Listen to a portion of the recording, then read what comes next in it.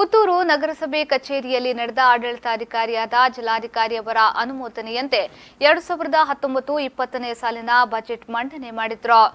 12.48 ಕೋಟಿ ರೂಪಾಯಿ ಸ್ವಂತ ಆದಾಯ ನಿರೀಕ್ಷಿಸಲಾಗಿದ್ದು, ಕೇಂದ್ರ ಹಾಗೂ ರಾಜ್ಯ ಸರ್ಕಾರದಿಂದ 17.30 ಕೋಟಿ ರೂಪಾಯಿ ಅನುದಾನ ನಿರೀಕ್ಷಿಸಲಾಗಿದೆ ಎಂದು ತಿಳಿಸಿದ್ರು.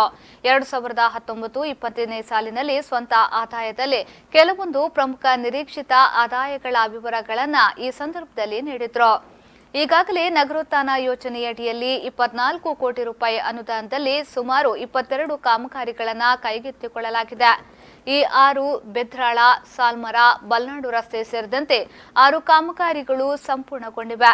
ಕೋರ್ಟ್ ರಸ್ತೆಯಲ್ಲಿರುವ ಚಿಣ್ಣರ ಪಾರ್ಕ್ ಅನ್ನು ನಿರ್ವಹಣೆಗಾಗಿ ಎನ್ಜಿಒಗೆ ಒಪ್ಪಿಸುವ ಯೋಜನೆ ಇದೆ ಎಂದು ತಿಳಿಸಿದ್ರು. 19-20ನೇ ಸಾಲಿನಲ್ಲಿ ನಗರಸಭೆಯ ನಿರೀಕ್ಷಿಸಲಾದಂತಹ ಸ್ವಂತ ಆದಾಯ 12,48,15,000. ಕೇಂದ್ರ ಮತ್ತು ರಾಜ್ಯ ಸರ್ಕಾರದಿಂದ ನಿರೀಕ್ಷಿಸಲಾದಂಥ ಅನುದಾನ 17,30,00,000. ಇತರೆ ಹೊಂದಾಣಿಕೆ ಮೊತ್ತ ನಮಗೆ 4,74,40,962.50. ಸೊ ಟೋಟಲ್ ನಮ್ಮಲ್ಲಿ ಆರಂಭಿಕದ ಶುಲ್ಕ ಸೇರಿ ನಮ್ಮಲ್ಲಿ 41,87,98,867.41. ಸೊ 19-20ನ ಸಾಲಿನಲ್ಲಿ ವಿವಿಧ ಯೋಜನೆಗಳಿಗೆ ಹಾಗೂ